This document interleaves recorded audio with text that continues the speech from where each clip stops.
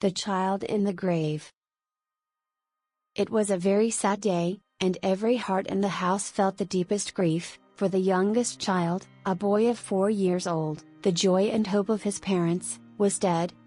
2 daughters, the elder of whom was going to be confirmed, still remained. They were both good, charming girls, but the lost child always seems the dearest, and when it is youngest, and a son, it makes the trial still more heavy. The sisters mourned as young hearts can mourn, and were especially grieved at the sight of their parents' sorrow. The father's heart was bowed down, but the mother sunk completely under the deep grief. Day and night she had attended to the sick child, nursing and carrying it in her bosom, as a part of herself. She could not realize the fact that the child was dead, and must be laid in a coffin to rest in the ground. She thought God could not take her darling little one from her, and when it did happen, notwithstanding her hopes and her belief, and there could be no more doubt on the subject, she said in her feverish agony, "God does not know it. He has hard-hearted ministering spirits on earth, who do according to their own will, and heed not a mother's prayers." Thus in her great grief she fell away from her faith in God, and dark thoughts arose in her mind respecting death and a future state. She tried to believe that man was but dust, and that with his life all existence ended. But these doubts were no support to her. Nothing on which she could rest, and she sunk into the fathomless depths of despair. In her darkest hours she ceased to weep, and thought not of the young daughters who were still left to her. The tears of her husband fell on her forehead, but she took no notice of him. Her thoughts were with her dead child. Her whole existence seemed wrapped up in the remembrances of the little one and of every innocent word it had uttered. The day of the little child's funeral came. 4 nights previously the mother had not slept, but in the morning twilight of this day she sunk from weariness into a deep sleep. In the meantime the coffin was carried into a distant room, and there nailed down, that she might not hear the blows of the hammer. When she awoke, and wanted to see her child, the husband, with tears, said, "We have closed the coffin, it was necessary to do so. When God is so hard to me, how can I expect men to be better?" she said with groans and tears. The coffin was carried to the grave, and the disconsolate mother sat with her young daughters. She looked at them, but she saw them not, for her thoughts were far away from the domestic hearth. She gave herself up to her grief, and it tossed her to and fro, as the sea tosses a ship without compass or rudder. So the day of the funeral passed away, and similar days followed, of dark, wearisome pain.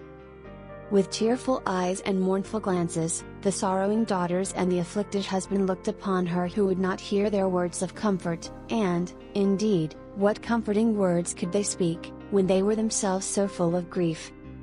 It seemed as if she would never again know sleep, and yet it would have been her best friend, one who would have strengthened her body and poured peace into her soul. They at last persuaded her to lie down, and then she would lie as still as if she slept. One night, when her husband listened, as he often did, to her breathing, he quite believed that she had at length found rest and relief in sleep. He folded his arms and prayed, and soon sunk himself into healthful sleep. Therefore he did not notice that his wife arose, threw on her clothes, and glided silently from the house, to go where her thoughts constantly lingered, to the grave of her child. She passed through the garden, to a path across a field that led to the churchyard. No one saw her as she walked, nor did she see anyone, for her eyes were fixed upon the one object of her wanderings.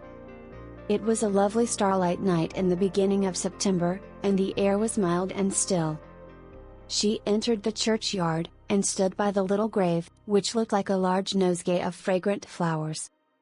She sat down, and bent her head low over the grave, as if she could see her child through the earth that covered him, her little boy, whose smile was so vividly before her, and the gentle expression of whose eyes, even on his sickbed, she could not forget.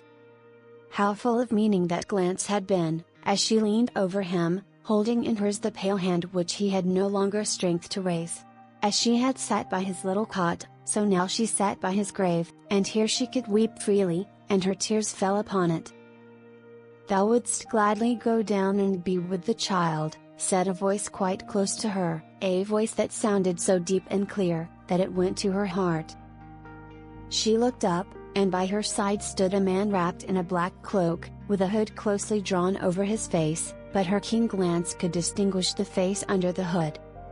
It was stern, yet awakened confidence, and the eyes beamed with youthful radiance. "Down to my child," she repeated, and tones of despair and entreaty sounded in the words. "Darest thou to follow me?" asked the form.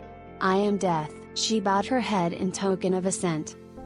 Then suddenly it appeared as if all the stars were shining with the radiance of the full moon on the many-colored flowers that decked the grave. The earth that covered it was drawn back like a floating drapery. She sunk down, and the spectre covered her with a black cloak. Night closed around her, the night of death. She sank deeper than the spade of the sexton could penetrate, till the churchyard became a roof above her. Then the cloak was removed, and she found herself in a large hall, of wide-spreading dimensions, in which there was a subdued light, like twilight, reigning, and in a moment her child appeared before her, smiling, and more beautiful than ever. With a silent cry she pressed him to her heart. A glorious strain of music sounded, now distant, now near. Never had she listened to such tones as these. They came from beyond a large dark curtain which separated the regions of death from the land of eternity. "My sweet, darling mother," she heard the child say. It was the well-known, beloved voice, and kiss followed kiss, in boundless delight. Then the child pointed to the dark curtain. "There is nothing so beautiful on earth as it is here. Mother, do you not see them all? Oh, it is happiness indeed." But the mother saw nothing of what the child pointed out, only the dark curtain. She looked with earthly eyes, and could not see as the child saw, he whom God has called to be with himself. She could hear the sounds of music, but she heard not the words, the word in which she was to trust. "I can fly now, mother," said the child, "I can fly with other happy children into the presence of the Almighty. I would fain fly away now, but if you weep for me as you are weeping now, you may never see me again. And yet I would go so gladly. May I not fly away? And you will come to me soon, will you not, dear mother?" "Oh, stay, stay," implored the mother. "Only one moment more, only once more, that I may look upon thee, and kiss thee, and press thee to my heart." Then she kissed and fondled her child. Suddenly her name was called from above. What could it mean? Her name uttered in a plaintive voice. "Hearest thou?" said the child. "It is my father who calls thee." And in a few moments deep sighs were heard, as of children weeping. "They are my sisters," said the child. "Mother, surely you have not forgotten them." And then she remembered those she left behind, and a great terror came over her. She looked around her at the dark night. Dim forms flitted by. She seemed to recognize some of them, as they floated through the regions of death towards the dark curtain, where they vanished. Would her husband and her daughters flit past? No, their sighs and lamentations still sounded from above, and she had nearly forgotten them, for the sake of him who was dead. "Mother, now the bells of heaven are ringing," said the child. "Mother, the sun is going to rise." An overpowering light streamed in upon her. The child had vanished, and she was being borne upwards. All around her became cold. She lifted her head, and saw that she was lying in the churchyard, on the grave of her child. The Lord, in a dream, had been a guide to her feet and a light to her spirit. She bowed her knees, and prayed for forgiveness. She had wished to keep back a soul from its immortal flight. She had forgotten her duties towards the living who were left her. And when she had offered this prayer, her heart felt lighter. The sun burst forth, over her head a little bird caroled his song, and the church bells sounded for the early service. Everything around her seemed holy, and her heart was chastened. She acknowledged the goodness of God, she acknowledged the duties she had to perform, and eagerly she returned home. She bent over her husband, who still slept. Her warm, devoted kiss awakened him, and words of heartfelt love fell from the lips of both. Now she was gentle and strong as a wife can be, and from her lips came the words of faith, "Whatever he does is right and best." Then her husband asked, From whence hast thou all at once derived such strength and comforting faith?"